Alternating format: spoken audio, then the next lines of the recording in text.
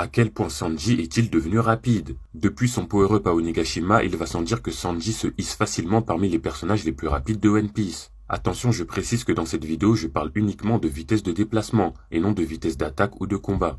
Pour commencer, la vitesse de Sanji est telle qu'il peut carrément devenir invisible. Et là, on parle pas de devenir invisible un court instant comme le fait Luffy en Gear Seven ou les membres du CP0 avec leur incision, mais on parle de devenir invisible en continu et sans arrêt. Et surtout, Sanji ne devient pas invisible aux yeux de n'importe qui. Là, il est invisible aux yeux de Queen, le deuxième commandant de Kaido, le roi des bêtes. Donc la vitesse de Sanji est telle que même un deuxième commandant d'empereur ne parvient pas à le suivre des yeux. Et faut rappeler qu'après les empereurs, ce sont les commandants qui représentent le sommet de la piraterie. Donc ils ont forcément une très bonne maîtrise du haki. Et pourtant le haki de l'observation de Queen est insuffisant pour pouvoir visualiser Sanji. À titre de comparaison, dites-vous que Luffy post-ellipse à Sabonji, avec son haki de l'observation, était capable de réagir à des rayons laser. Il pouvait donc réagir à des attaques allant à la vitesse de la lumière.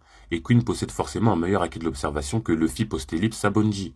Par conséquent, Queen peut aussi aisément réagir à des attaques allant à la vitesse de la lumière, et pourtant il n'a pas pu réagir à la vitesse de Sanji. Mais c'est durant l'arc d'Egghead que Sanji nous a montré que sa vitesse était vraiment abusée.